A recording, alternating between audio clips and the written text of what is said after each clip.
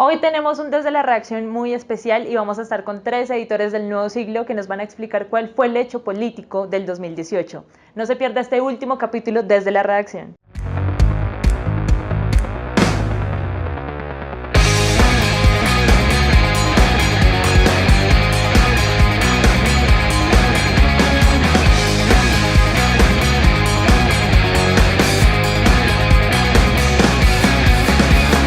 En este último capítulo Desde la Redacción estamos con nuestro equipo de editores que nos van a explicar cuál fue el hecho político del año.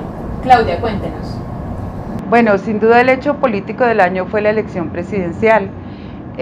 Pasamos de tener una primera vuelta con 6 candidatos a una segunda con 2 candidatos, en que Duque, que fue el que dijo Uribe, se impuso en la presidencial, pero no se puede desconocer que Gustavo Petro logró una votación de casi 8 millones de votos.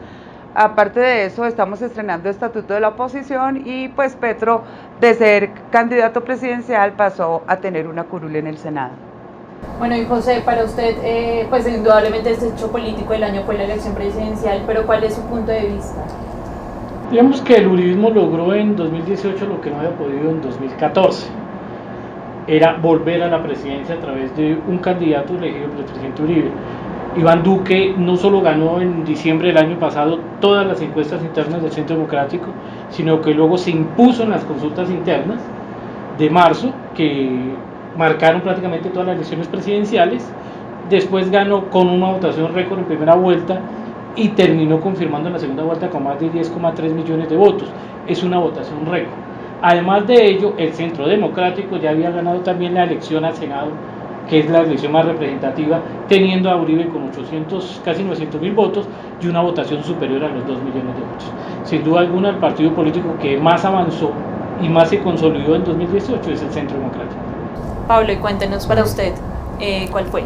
Sí, yo creo que adicionalmente al auge del uribismo y a la consolidación de una idea de proyecto político y de partido, es muy importante destacar que el centro y la centroizquierda cada vez tomaron más fuerza. Y en las elecciones de este año, tanto con Fajardo como vocero del centro, como con Gustavo Petro, candidato a izquierda, quedó claro que la izquierda y el centro cada vez tienen más votantes y tienen más fuerza electoral. Por tanto, yo destacaría también eso como un hecho político tangencial este año. Con la entrada en vigor del Estatuto de la Oposición, ¿cuál fue el balance de estos 5 meses en estos partidos, en estas bancadas antigobierno? Colombia la primera vez que tiene un Estatuto de la Oposición. En realidad estaba ordenado desde la Constitución del 91, pero solo se vino a hacer realidad a partir de un mandato del Acuerdo de Paz firmado con la FARC en 2016. Se estrenó este año, le permitió, digamos, a la oposición, a los candidatos perdedores en la segunda vuelta, Gustavo Petro y Ángela Melilla Robledo, tener cada uno una curul en el Congreso y en el Senado.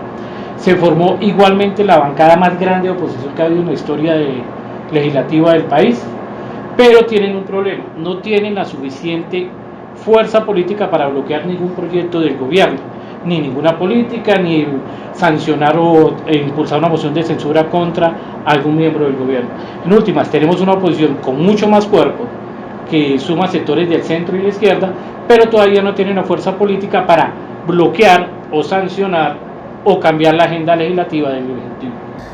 Sí, pero yo creería que, si bien es cierto lo que plantea José, de que su capacidad a nivel legislativo no es lo suficiente para bloquear iniciativas del gobierno, sí se vio una oposición con mucho más juego a nivel político, ¿sí? Una oposición que tenía más capacidad para hacerle control a la bancada de gobierno o al presidente y que tenía mucho más voceros.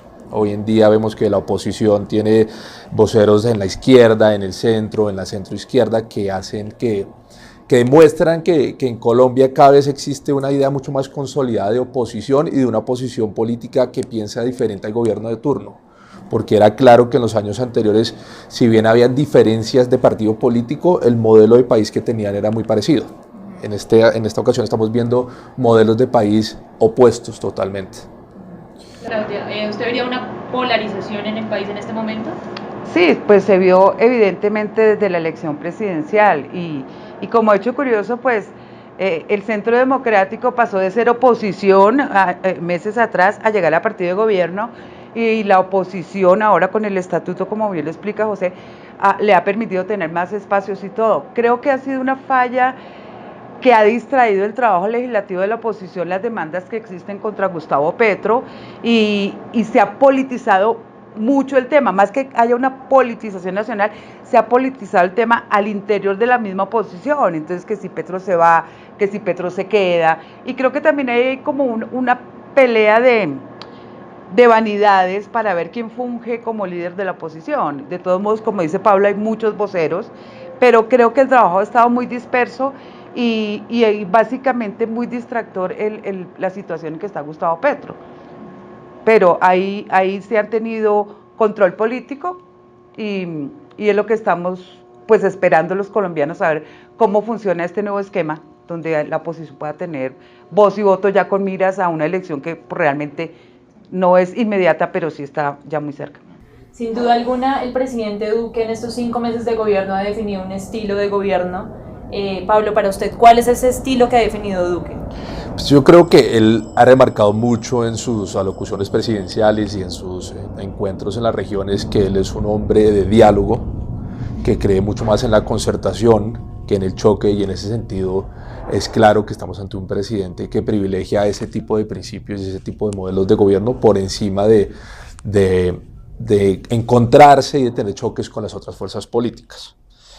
Es cierto también que hasta el momento pues ese modelo de gobierno le ha jugado de cierta manera, no sé si una mala pasada, pero no ha convencido a todos los sectores políticos, y de ahí que muchos no lo estén apoyando a nivel legislativo o critiquen muchas de sus iniciativas, y en el electorado y en la ciudadanía exista cierto sentimiento de que no tiene vocería o no tiene capacidad de liderazgo, y por tanto se refleja así en las encuestas. Pero yo creo que ante todo es un hombre pues, que privilegia la conciliación y el diálogo, y eso ha quedado claro con los estudiantes, con otros sectores sociales, que ha tenido una capacidad de diálogo importante. Inclusive con la negociación del salario mínimo, ¿no?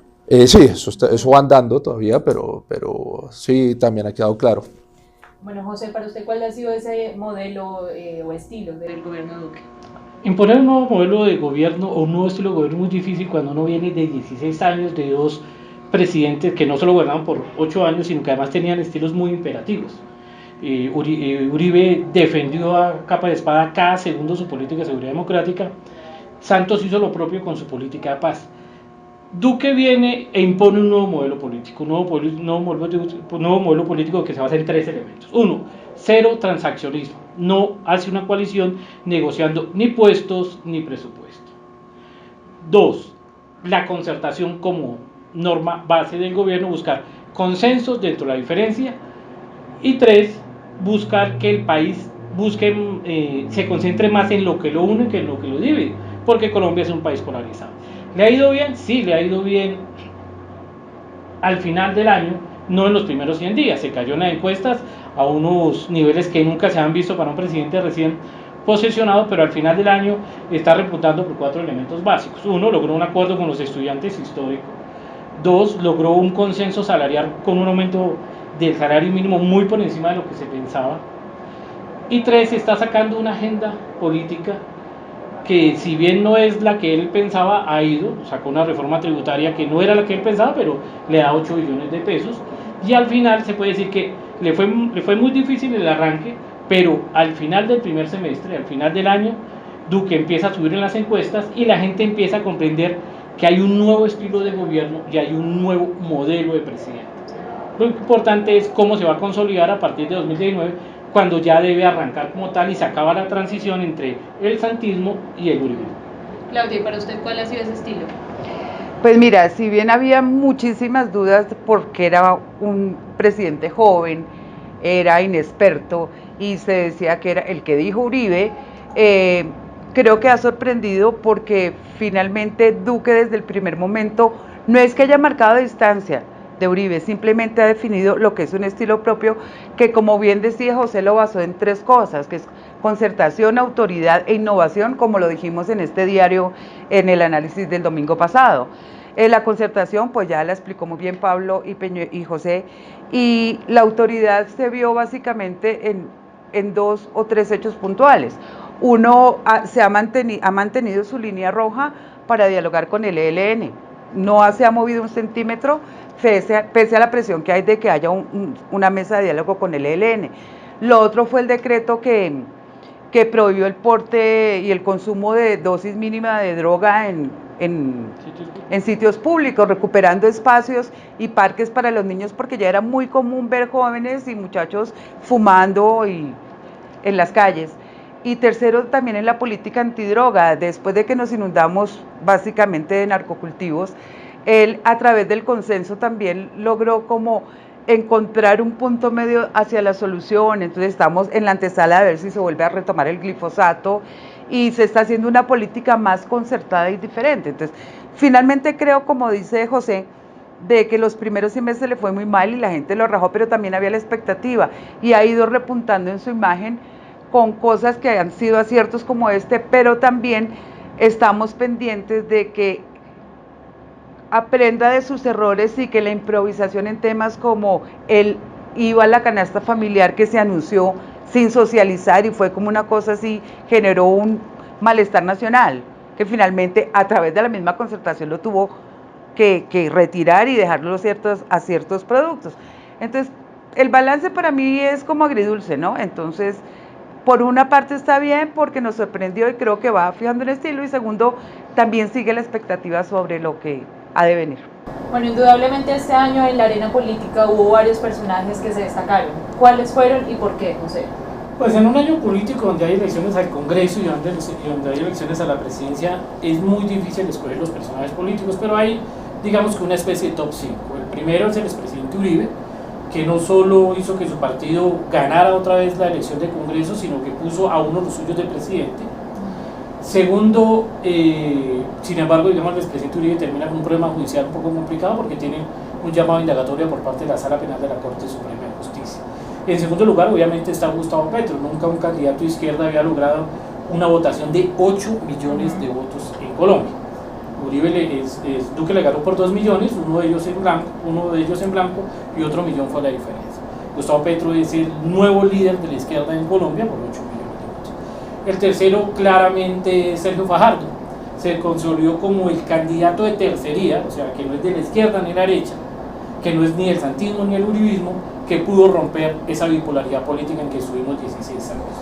En cuarto lugar, se puede mencionar a Claudia López, una senadora bastante aguerrida, pero cuyo liderazgo sobre la consulta anticorrupción nos dio el otro hecho político del año, que fueron casi 12 millones de votos en una consulta popular, solo le faltaron 400.000.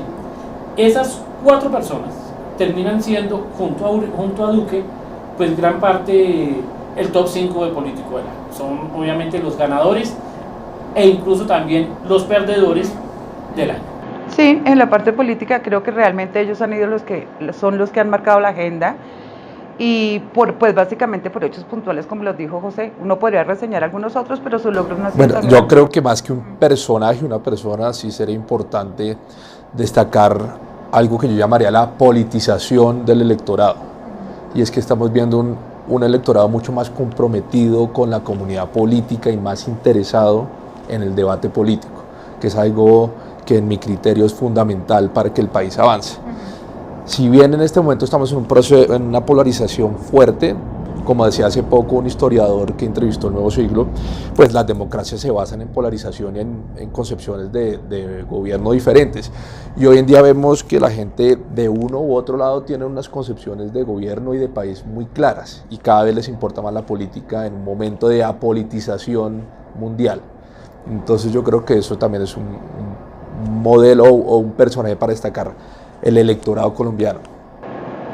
Yo quisiera agregar una cosa a raíz de lo que dice Pablo, y lo hemos visto tanto en la consulta anticorrupción como en la segunda vuelta presidencial, y es que el ciudadano ya es como más consciente de su responsabilidad y de que su voto cuenta. Entonces la participación fue alta, pero no solo en el debate electoral y en la consulta anticorrupción, sino también en la solidaridad que se vio con los estudiantes, que si bien intentaron politizar la protesta estudiantil, fueron los estudiantes los que retomaron el mando y con propuestas en mano se sentaron a negociar y con base en ese principio de concertación del gobierno lograron el mayor presupuesto para la educación que se haya dado en este país, pero no era una solución inmediata, ellos estaban buscando una solución a futuro porque la deuda pública, la educación pública ha sido de años.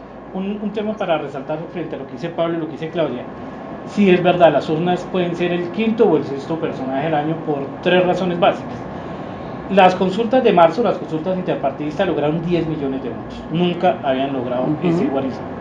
Las elecciones al Congreso estuvieron cerca de los 19 millones, nunca se había logrado.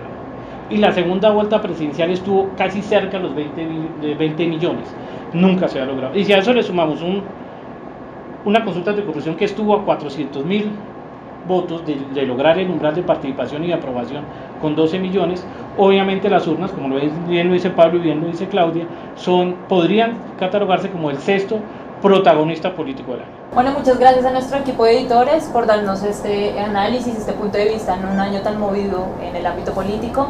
O sea, los invitamos a seguir nuevamente nuestros análisis el otro año y todos nuestros lectores y seguidores les deseamos un feliz año.